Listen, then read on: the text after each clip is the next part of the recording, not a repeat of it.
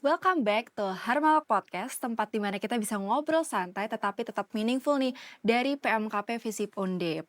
Nah, perkenalkan nama aku Alensia Ada Jericho selaku host yang akan memandu keberjalannya podcast pada hari ini. Dan pastinya hari ini nih kita kedatangan nih seseorang yang pastinya udah nggak asing lagi buat kita karena beliau saat ini sedang mengemban amanah dan juga tanggung jawabnya sebagai Ketua PMKP Undip, yaitu langsung aja teman-teman ada Kak Philip di sini. Mungkin Halo Kak Philip Salamatters. bisa perkenalan dan juga menyebutkan nih, sekarang tuh kesibukannya sebagai seorang ketua tuh seperti apa gitu? Perkenalkan, nama aku Filipi Daniel. Saat ini aku ada di jurusan Teknik Mesin Angkatan 2022.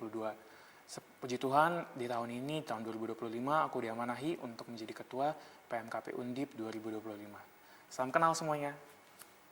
Oke, mungkin habis Kak Philip memperkenalkan diri nih, aku izin nanya kayak mungkin kesibukan Kakak saat ini tuh apa sih? Entah itu di kuliah sendiri atau mungkin dari kewajiban Kakak sebagai seorang ketua PMKP Undip gitu. Mungkin bisa dikasih Oke, dikit.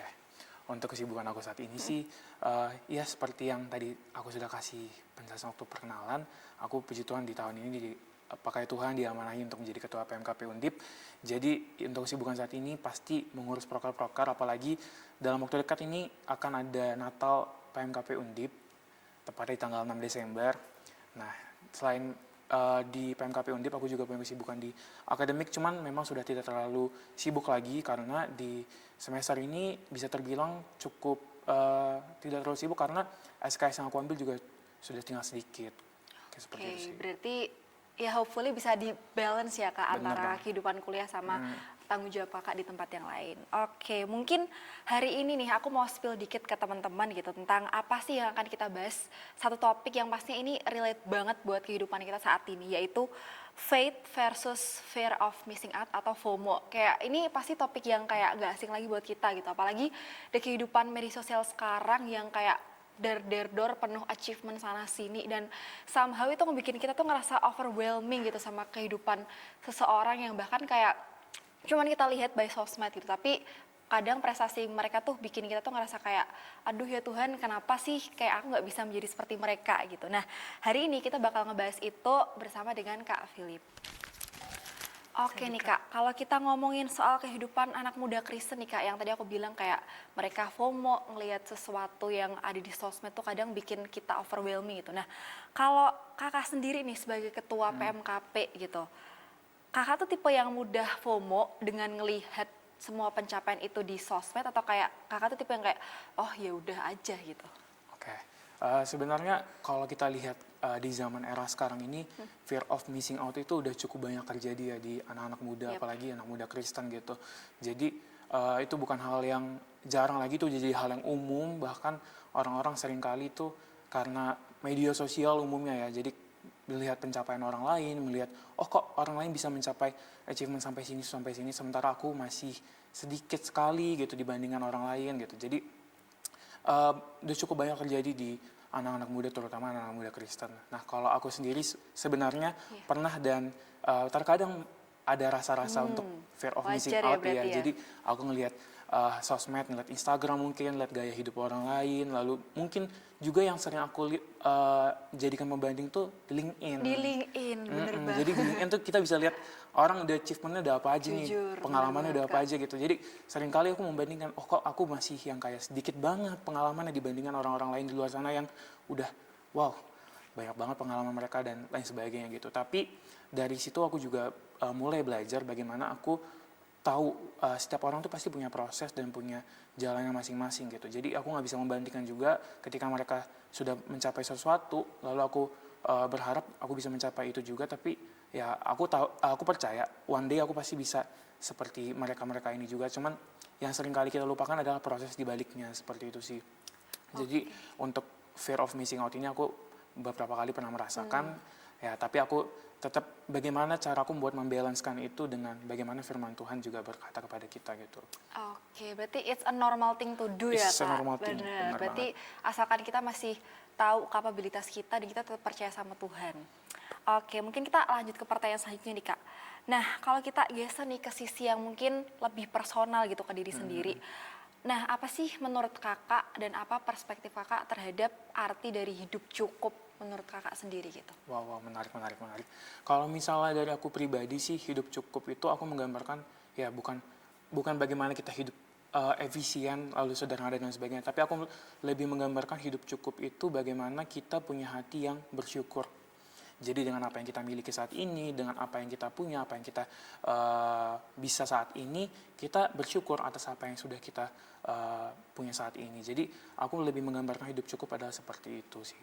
Berarti dengan kita berusaha untuk bersyukur dan menerima apapun itu, meskipun kita ngerasa kayak itu jauh berbeda sama orang lain gitu ya Benar Kak? ya. Oke, jujur it's a good point sih Kak, dan thank you for sharing it gitu. Mungkin selanjutnya gitu, mungkin dalam kehidupan pelayanan Kakak, entah itu di perkuliahan kan kita juga berusaha untuk melayani orang lain ya. Terus habis itu dengan kewajiban Kakak juga. Nah, gimana cara Kakak mengatasi gitu rasa takut akan tertinggal yang tadi Kakak bilang kalau misalnya ngelihat LinkedIn dan lain-lain tuh ngerasa takut. Nah, gimana cara Kakak mengatasi hal itu gitu? Oke. Kalau aku sendiri sih melihat kita seringkali merasa tertinggal tuh karena kita udah mulai bergeser nih anak-anak muda zaman sekarang ya aku lihat. Terutama anak-anak muda Kristen ya. Jadi aku melihat pusatnya itu bukan lagi Tuhan, tapi pusatnya adalah bagaimana penilaian manusia terhadap dirinya. Jadi ketika itu sudah bergeser, kita akan cenderung buat memenuhi ekspektasi orang lain. Jadi kita berharap orang lain puas terhadap apa yang kita bisa berikan gitu. Jadi kita hidup atas ekspektasi orang lain. Nah, menurut aku hal itu sebenarnya wajar terjadi karena itu namanya manusiawi gitu. Tapi bagaimana kita bisa kembali keep in touch dengan Tuhan, bagaimana kita bisa kembali ke jalurnya Tuhan, bagaimana kita bisa buat tidak merasa seperti itu gitu. Jadi itu menjadi hal yang penting supaya ke depannya itu kita bisa lebih mengatur bagaimana kita tidak membanding-bandingkan diri kita dengan orang lain gitu. Jadi karena dari situ kita juga bisa belajar bahwa Tuhan pun menghendaki kita untuk hidup yang cukup. Mungkin seperti yang kita sudah kenal sebagai orang-orang Kristen, di doa Bapa kami kan disebutkan kalau kita berilah makanan kami yang secukupnya gitu. Berarti bahkan di doa yang Tuhan ajarkan ke kita itu pun kita diajarkan untuk hidup yang cukup. Jadi tidak kurang, tidak lebih seperti itu. Oke, berarti sebenarnya perasaan takut tuh wajar. Jadi Wajar. tergantung gimana cara kita untuk mengatasi semua ketakutan itu based on iman yang tetap percaya sama Tuhan gitu ya Kak? Betul banget. Oke. Nah, saya nih Kak, dalam Filipi 4 ayat 11-12 tuh Paulus kan kayak menekankan gimana cara kita tuh bisa mengikuti teladan yaitu hidup mencukupkan diri gitu. Nah, gimana ayat ini yang tentang hidup berkecukupan itu tuh bisa kakak terapin ke kewajiban kakak yang di PMKP Undip itu? Mungkin kakak punya strategi khusus untuk menerapkan hal itu ke anggota-anggota kakak atau gimana gitu kak? Oke, kalau kita melihat dari firman yang dituangkan di dalam Filipi 4 ayatnya yang ke-11 sampai 12 ini, sebenarnya di sini Paulus mau bilang kalau bagaimana kita bisa punya sikap dan hati yang cukup pada saat kita kelimpahan maupun kekurangan. Jadi di salah satu buku artikel yang aku baca juga, manusia itu sebenarnya cenderung dikuasai sama dua hal katanya, fear and greed. Jadi ketakutan dan juga ketamakan gitu. Jadi ketika kita merasa kekurangan, kita akan cenderung ketakut, buat cenderung khawatir apa akan yang terjadi di masa depan. Tapi justru sebaliknya, ketika kita lagi dalam kelimpahan, kita akan cenderung jadi lebih tamak gitu. Dan itu dua hal yang cukup menguasai manusia. Tapi bagaimana kita tidak sama dengan dunia, itulah yang menjadi penting. Bagaimana kita bisa linear dengan apa yang Tuhan ajarkan di firman-Nya ini melalui Filipi 4 ayat 11-12, ayat yang ke-11 sampai 12 ini, di mana kita diajarkan untuk cukup baik dalam kekurangan maupun kelimpahan.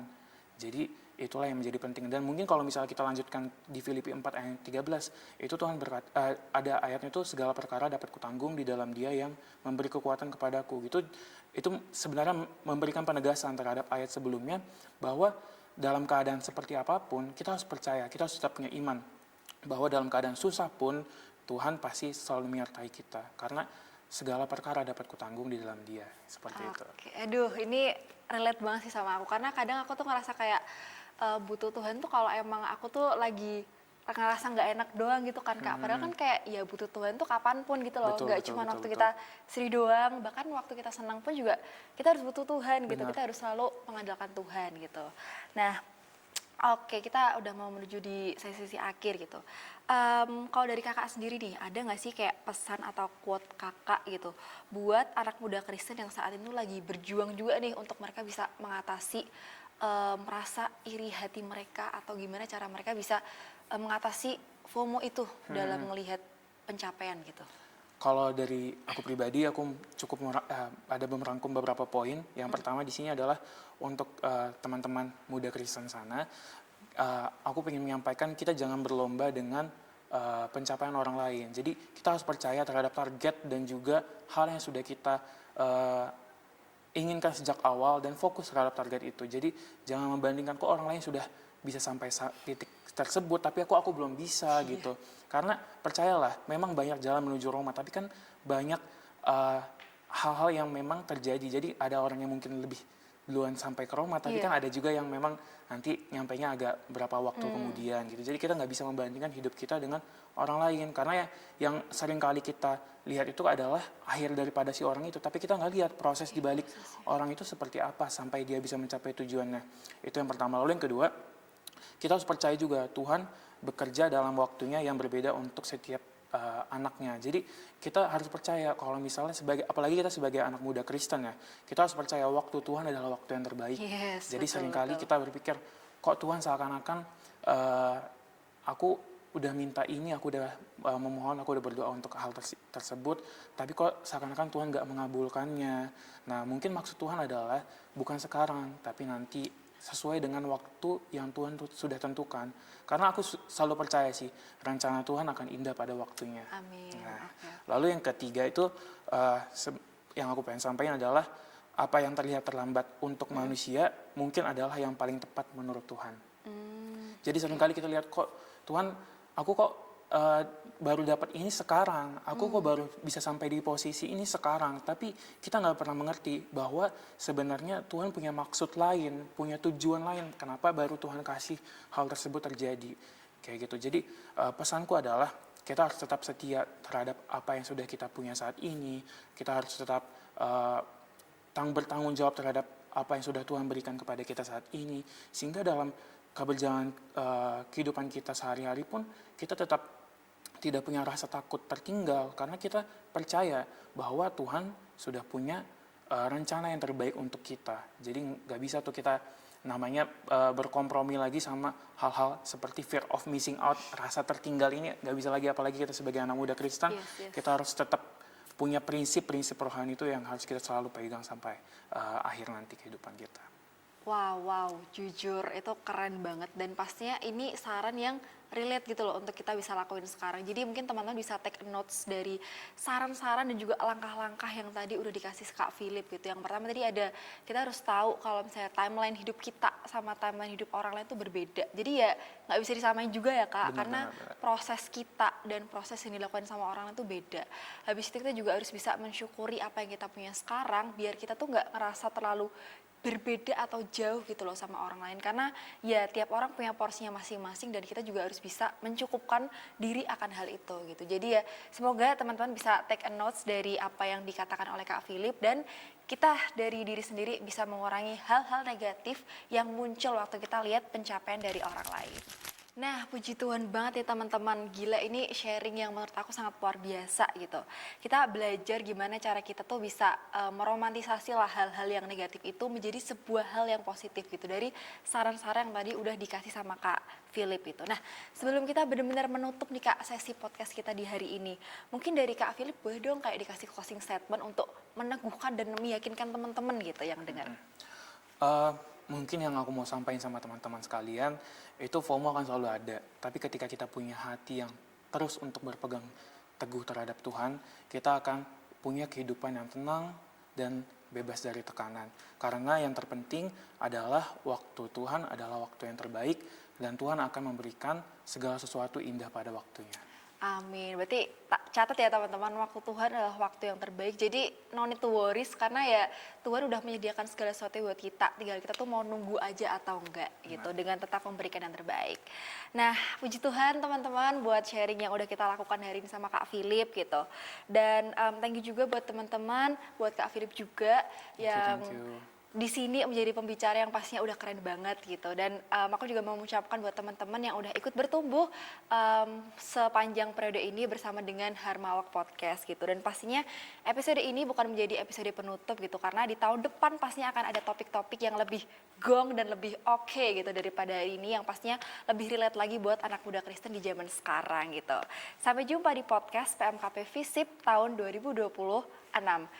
Terima kasih, Tuhan memberkati. Terima Shalom. kasih, shalom.